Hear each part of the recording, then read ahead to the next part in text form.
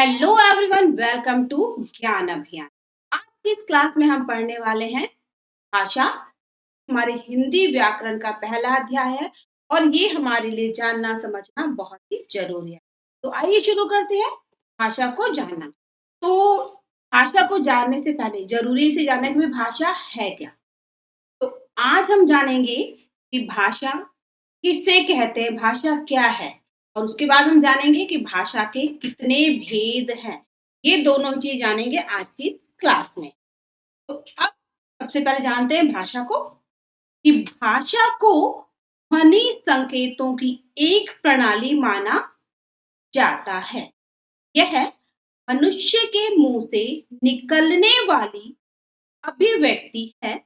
इसे विचारों के आदान प्रदान का एक आसान माध्यम माना जाता है। जो भाषा है वो क्या है, ध्वनि संकेत। ध्वनि यानी जो हमारे आवाजें, जो हमारे मुंह से आवाजें निकलती हैं, ये उसकी प्रणाली। जब हम जब मुंह से बोलते हैं तो हमारे मुंह से आवाज निकलती है ना, ध्वनियां निकलती हैं, हमारे मुंह से निकलती है, हम मुंह से बोलते हैं। और हमारे जो आपस के विचार है, मैं कुछ कहती हूँ आप सुनते हैं, या फिर जब भी कोई भी दो व्यक्ति आपस में बातचीत करते, एक अपनी बात दूसरों को समझाता है और दूसरा अपनी बात पहले को समझाता है, आपस में डिस्कशन करते हैं, बातचीत करते हैं, वार्तालाप करते हैं। यही भाषा है, जो आपस में बातचीत कर रहे हैं, यही भाषा है। मनुष्य समाज में रहने वाला प्राणी है। वह बोलकर अपने विचार और भावनाएं व्यक्त करता है। आपको पता है कि हम समाज में रहते हैं ना, हम एक सामाजिक प्राणी हैं। समाज से हटकर हम अकेले अपना जीवन नहीं बिता सकते। तो समाज में रहते हुए हमें एक-दूसरे से बातचीत करना, एक-दूसरे से अपना सुख-दुःख बाँटना, अपनी परेशानियाँ बताना, उनकी सुनना, या फिर आपस में अपने मन की बातें या कोई सुख-दुःख, कोई खुशियाँ बाँटने के लिए क्या ज़रूरी, बातचीत करना। क्योंकि बिना आपस में बातचीत किए, अपनी बातें, अपने विचार दूसरों को सुनाए बिना, दूसरों के सुने बिना हम कभी भी नहीं रह सकते। तो बातचीत करना हमारे लिए बहुत ही ज़रूरी है और यही बातचीत भाषा होती है। अब हम देखते हैं कि भई भाषा की परिभाषा क्या है? कि अगर हमें लिखना हो कि भाषा किसे कहते हैं, उसे कैसे लिखेंगे? जब हम अपने विचार लिखकर या बोलकर व्यक्त करते हैं और दूसरों के विचारों को सुनकर या पढ़कर ग्रहण करते हैं, तो उसे भाषा कहते हैं। कब कहते हैं भाषा? जब हम अपने विचार लिखकर या बोलकर, हमने कुछ अपने मन की कुछ बात है या कुछ और कहना चाहते हैं, उसमें लिखकर या फिर मुँह से बोलकर दूसरों को बताते हैं। दूसरे क्या करते हैं? उसको सुनते हैं या फिर पढ़ते हैं। सेम चीज़ है कि अगर हमें कोई कुछ कह रहा है, हमें कुछ बताना चाहता है, तो या तो लिखकर बताएगा या फिर बोलकर बताएगा, और उसकी लिखी हुई बातों को हम पढ़ेंगे या फिर सुनकर समझेंगे। तो जब हम अपने मन की बातें, अपने ख़्याल, अपने विचार, कुछ भी विचार, कुछ भी जो भी बोल रहा हो, जब हम दूसरों को बोलकर या फिर लिखकर बता देते हैं और दूसरे उसे सुनकर समझ जाते हैं, पढ़कर समझ जाते हैं, तो उसे ही भाषा कहा जाता है। इसी को अगर हमें आसान शब्दों में समझना हो, लिखना हो, तो कह सकते हैं कि भाषा वह माध्यम है जिसके माध्यम से हम सोचते हैं और अपने विचार दूसरों तक पहुँचाते हैं। अब ऐसा तो नहीं कि मुझे कुछ कहना है, मैं बिना सोचे समझे कह दूँ, ना? कुछ भी कहने बताने के लिए पहले हम सोचते हैं कि मुझे क्या कहना है, मुझे क्या किसी को बताना है। तो जो हम सोच रहे हैं वही तो हम दूसरों से कहते हैं, वही तो हम दूसरों को लिखकर बताते हैं, बोलकर बताते हैं। और यही सोची हुई बात जो हम दूसरों को बता रहे हैं, दूसरों से जान रहे हैं, कोई हमें बता रहा है, भाषा होता है। इसके बाद हम पढ़ेंगे भाषा के भेद। जो भाषा के भेद है ये क्या है और कौन-कौन से हैं? इसमें देखिए पहला आता है लिखित भाषा, यानी लिखी हुई, जो लिखते हैं। इसमें ही दूसरा है हमारे पास मौखिक भाषा। मौखिक यानी जो हम मुँह से बोलते हैं, और तीसरा होता है सांकेतिक। अब सबसे पहले हम पढ़ते हैं लिखित भाषा को। ये लिखित भाषा है क्या? लिखित यानी लिखा हुआ, जो लिखा हुआ होता है उसे हम लिखित कहते हैं, जो लिखा हुआ है। जब हम अपने विचार किसी व्यक्ति को लिखकर बताते हैं, तो उसे लिखित भाषा कहते हैं। कब कहते हैं? जब हम अपनी कोई भी बात, अपनी कोई भी समस्या, अपनी कोई भी मन की बात, या कुछ कहना है, कुछ सुनना है, कुछ बताना है, जब हम उसको लिखकर कहते हैं, लिखकर हमने किसी को बता दिया और दूसरे व्यक्ति से पढ़कर समझ लिया, तो ये कहलाता है लिखित भाषा।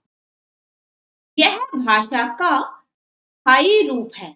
यह लिपि पर आधारित है। इसके द्वारा व्यक्ति अपने अस्तित्व को सुरक्षित रख सकता है। अब कैसे रख सकता है, ये समझने वाली बात है कि मान लीजिए मुझे अपने बारे में कुछ अपने आने वाली जनरेशन को बताना है, या फिर वो हमारे पूर्वज या हमारे ग्रंथ, हमारे इतिहास के बारे में हमें कैसे पता चल रहा है? से पता चला कहीं न कहीं लिख के रखा गया था, सँभाल कर रखा गया था। अगर मैं आज अपनी कोई डायरी लिख कर रख दूँ, जो आने वाले समय में मेरी पीढ़ी दर पीढ़ी, मैं चाहूँगी मेरे आने वाले वक़्त में आने वाली जो पीढ़ी है उनको पता चले, तो कैसे पता चलेगा? जब उसको मैं किसी कॉपी पर, किसी पेन से लिख कर सँभाल के रख दूँ और वो सँभाल के रखा रह जाए, और आने वाली जनरेशन जो उसे पढ़कर जाने की, भई मैं उनसे क्या बताना चाहती हूँ, क्या कहना चाहती हूँ, या फिर मेरे बारे में जो भी वो कुछ जानेंगे तभी जानेंगे जब मैं उसे लिख कर सँभाल कर रख दूँ।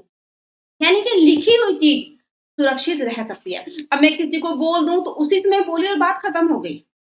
बोली हुई बात को आप सँभाल के लंबे समय तक नहीं सकते। जब आपने कहा दूसरे ने सुना और बात खत्म।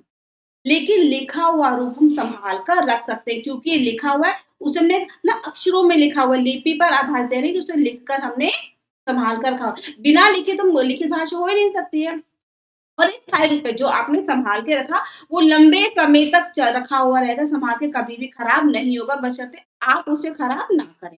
इसी बात को अगर हम और आसान शब्दों में देखें, तो मैं कह सकती हूँ कि भई जब कोई व्यक्ति दूर बैठे किसी व्यक्ति को पत्र लिखकर या पुस्तकों और पत्रिकाओं में लेख लिखकर अपने विचार व्यक्त करता है, तो उसे भाषा का लिखित रूप कहते हैं।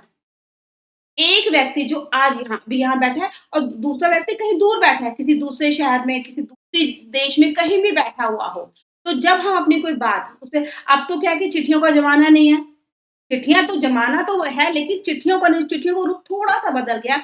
अब हम क्या करते हैं, मेल कर देते हैं, इंस्टाग्राम पर मैसेज करते हैं, फेसबुक पर मैसेज करते हैं, व्हाट्सएप पर मैसेज करते हैं, और मैसेज करके, लेकिन जो मैसेज करते हैं, वॉइस मैसेज भी जाता है, जो कि मौखिक दूसरा है।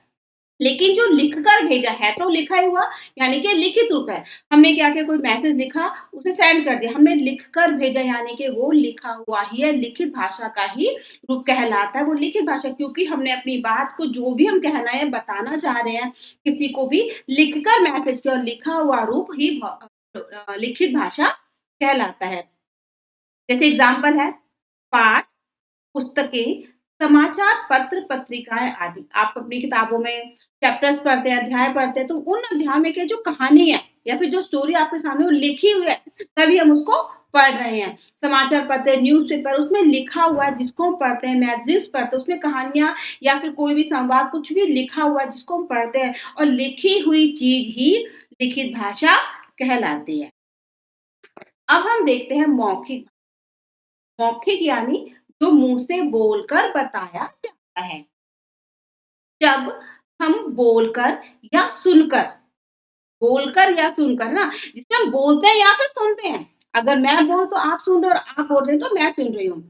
जब हम बोलकर या सुनकर अपने विचार व्यक्त करते हैं, यानी दूसरों को बताते हैं या फिर दूसरों के सुनते हैं, तो उसे मौखिक भाषा कहते हैं। कब कहते हैं? जब हम मतलब मुँह से बोलते हैं और दूसरे से सुन रहे हैं, और दूसरे बोल रहे हैं और हम उसे सुन रहे हैं। जब हम आपस में बातचीत करते हैं, बातचीत करने के लिए क्या मुँह से बोलते हैं, 2 आपने देखा होगा 2 लोग बातचीत करते हैं कहीं पे भी खड़े हुए, और ऐसा नहीं कि सिर्फ़ मनुष्य ही बोलकर बात करता है, पशु-पक्षी सभी बातें करते हैं। लेकिन वो अपनी भाषा में बातचीत करते हैं, जिसे हमारे लिए समझना मुश्किल है, लेकिन बोलते तो हैं, वो आपस में डिस्कस कर रहे हैं, और जो मुँह से बोलकर बातचीत की जाती है उसे ही हम मौखिक भाषा कहते हैं। मौखिक भाषा का प्रयोग तभी किया जाता है जब श्रोता सामने हो। अब हम बोलेंगे तब जब कोई सुनने वाला हो, श्रोता यानी सुनने वाला हो। जब तक कोई सुनने वाला नहीं होता, हम किसके लिए बोलेंगे? कौन सुनेगा हमारी बात? तो मौखिक भाषा कब होती है? जब सामने को सुनने वाला व्यक्ति हो। इसको अगर और आसान शब्दों में समझना हो तो हम कहेंगे कि जब आमने-सामने बैठे लोग आपस में बात करते हैं, या कोई व्यक्ति बोलकर अपने विचार व्यक्त करता है आदि, तो उसे भाषा का मौखिक रूप कहते हैं ना। जब 2 लोग आपस में बैठे, एक यहाँ बैठा है, एक यहाँ बैठे, दोनों आपस में डिस्कस कर रहे हैं, बातचीत कर रहे हैं, चाहे वो किसी भी टॉपिक पर करें। अब एक बोलता है तो दूसरा सुन रहा है, दूसरा बोलता है तो पहला सुन रहा है। लेकिन दोनों आपस में बातचीत कर रहे हैं। ये तभी संभव है जब दोनों सामने-सामने बैठे हों। आपको ज़रूरी नहीं कि दोनों सामने बैठो, एक यहाँ बैठा है, दूसरा दूसरे देश में बैठा हुआ है। अगर फ़ोन पर बात कर रहे हैं, तो सामने तो लेकिन बात तो फ़ोन पर मुँह से बोलकर कर रहे हैं, तो फ़ोन पर बातचीत करना भी मौखिक भाषा के अंदर ही आता है। जब भी हम बोलकर अपनी बातों को बताते हैं, बोलते हैं, दूसरे को समझाते हैं, तो मौखिक भाषा कहलाता है। उदाहरण के लिए हम समझ सकते हैं जैसे कि नाटक, फ़िल्म, समाचार सुनना, संवाद, भाषण आदि। हम कोई नाटक देखते हैं, ना नाटक हमारे सामने चल रहा हो तो वहाँ पे उसके जो कलाकार हैं वो आपस में बातचीत कर रहे हैं, संवाद बोल रहे हैं, अपने-अपने जो डायलॉग सब बोल रहे हैं, लेकिन बोल रहे हैं और हम उसको देख रहे हैं, पर सुन रहे हैं, सुनकर उसको समझ रहे हैं। फ़िल्में देखते हैं, फ़िल्मों में क्या हीरो-हीरोइन है या फिर जो भी प्रोग्राम उस फ़िल्म के अंदर चल रहे हैं, जो भी लोग हैं, पात्र हैं, वो अपने-अपने डायलॉग बोल रहे हैं, हम उसको सुनते हैं। न्यूज़ टीवी में देखते हैं, मोबाइल में देखते हैं, उसको हम सुन रहे हैं। संवाद यानी आपस की बातचीत, वो भी क्या है? मौखिक भाषा है। भाषण कोई नेताजी या फिर कोई और भी अगर कोई भाषण देता है, कोई प्रवचन देता है, हम वो सुनते हैं और बोला गया रूप मौखिक रूप कहलाता है। अब जो खास है वो है ये सांकेतिक भाषा। सांकेतिक यानी संकेतों वाली भाषा। अब क्या है कि हमारी हिंदी व्याकरण की पुस्तकों में, विद्यालयों में जो किताबें या पुस्तकें पढ़ाई जाती हैं, उसमें सांकेतिक भाषा का ज़िक्र सांकेतिक भाषा के बारे में नहीं होता या फिर किसी-किसी पुस्तक में है, किसी बुक में है तो बहुत कम होता है या फिर लोग नहीं भी बताते। लेकिन सांकेतिक भाषा भी उतना ही महत्व रखती है, हाँ, लिखित भाषा या फिर मौखिक भाषा रखती है क्योंकि ये भी एक भाषा का ही रूप है। तो ज़रूरी थोड़ी कि हर व्यक्ति बोलकर बताए या फिर लिखकर ही बताए। देखिए हमारी दुनिया में, हमारे समाज में बहुत से ऐसे लोग भी हैं जो बोल नहीं सकते। जो बोल नहीं सकते उन्हें ऐसा तो नहीं अपनी बात कहने का कोई हक नहीं या फिर उनके मन में कोई बात नहीं जो नहीं बता सकते। तो जो व्यक्ति बोलने में समर्थ नहीं है, लिख नहीं सकता, वो अपनी बातें कैसे बताएगा? बताने के लिए कुछ ना कुछ तो होना चाहिए। ऐसे व्यक्ति जो बोल नहीं सकते या फिर लिखकर नहीं बता सकते, उनके लिए सांकेतिक भाषा होती है। कभी-कभी क्या होता है ना कि हम किसी ऐसी जगह पर बैठे होते हैं, जब हमें किसी को कुछ खास बात बतानी है और आस-पास 2, 4, 6, 10 लोग हैं। वहाँ पर हम बोल के नहीं बता सकते, लिख के नहीं कह सकते, तो हम क्या करते हैं, इशारों में समझाते हैं। कई बार हमारे बीच में होता है, अपने फ्रेंड सर्कल में, स्कूल में होता है, कभी कुछ चीज़ें इशारों में बता देते हैं। या फिर आपने देखा होगा जो ट्रैफिक पुलिस वाले होते हैं, वो बीच चौराहे पर खड़े हैं, आप गाड़ियों को रोक रहे हैं तो वहाँ पे एक-एक को तो रोकेंगे नहीं, वो इशारे से ही रोकते हैं। तो इशारे वाली जो भाषा है, जो संकेतों वाली भाषा है, वो भी हमारे लिए बहुत ही महत्वपूर्ण होती है। एक ऐसी भाषा है जिसमें बाँह, हाथ, शरीर और चेहरे के हाव-भावों का इस्तेमाल करके बातचीत की जाती है। यह श्रवणीय ध्वनि पैटर्न के बजाय दृश्य रूप में संचारित की जाती है। यानी कि जब हम अब इशारा करेंगे तो मुँह से बोल नहीं रहे हैं, लिख नहीं रहे तो क्या करेंगे? अपने हाथ-पैर शरीर को हाँ या ना में हिलाते हैं और हमारे जो शरीर या हमारे हाथ-पैर की जो गतिविधि है, उससे हम हाँ या ना का इशारा करते हैं, बुलाते हैं। हमें कुछ पानी चाहिए पीना है, तो हम पीने का इशारा करते हैं, कुछ खाना है तो खाने का इशारा करते हैं। तो हमारे हाथ-पैर जो है या फिर हमारे चेहरे का जो भाव है, उससे हम अपनी बातों को कह देते हैं। ये क्या है जो इशारा कर रहे हैं, ये दृश्य के रूप में कि हम जो दूसरा व्यक्ति आपको देख रहा है, आपने इशारा कर किसी को अपने पास बुलाया, किसी को जाने के लिए कहा, ये क्या हमारे दृश्य रूप में सामने आता है, जिससे लोग देखकर समझ जाते हैं कि सामने वाला व्यक्ति क्या कहना चाह रहा है। सांकेतिक भाषा के बारे में ज़्यादा जानकारी यहाँ पर खास क्या है कि जो सांकेतिक भाषा है उस भाषा में हाथ के आकार, विन्यास और संचालन का इस्तेमाल किया जाता है। सांकेतिक भाषा में ज़्यादा अपने हाथ का प्रयोग करते हैं, किसी को बुलाने के लिए, कुछ खाने के लिए, पीने के लिए, किसी भी चीज़ को बताने के लिए हम ज़्यादा अपने हाथ का इस्तेमाल करते हैं। सांकेतिक भाषा में बाहों या शरीर और चेहरे के हावों-भावों का इस्तेमाल किया जाता है ना? अपने शरीर का, अपने हाथ-पैर, हमारे चेहरे पे अगर हम गुस्से में तो हमारी आँखें बड़ी-बड़ी होती हैं, हम खुश होते हैं तो हमारे चेहरे पे हँसी दिखती है। हमारे चेहरा, हमारे हाथ-पैर जो है हमें बता देते हैं, फिर हम अपने इशारों से दूसरों को समझा देते हैं कि हम क्या कहना चाह रहे हैं। तो सांकेतिक भाषा भी हमारे लिए बहुत ही महत्वपूर्ण और इस क्यूआर कोड को स्कैन करके आप अपने ज्ञान अभियान चैनल को सपोर्ट कर सकते हैं। तो ये आपका अपना चैनल है, इसे लाइक कीजिए, शेयर कीजिए और ज़्यादा से ज़्यादा इसे शेयर कीजिए। तो मिलते हैं एक नई क्लास में एक नए वीडियो के साथ, तब तक के लिए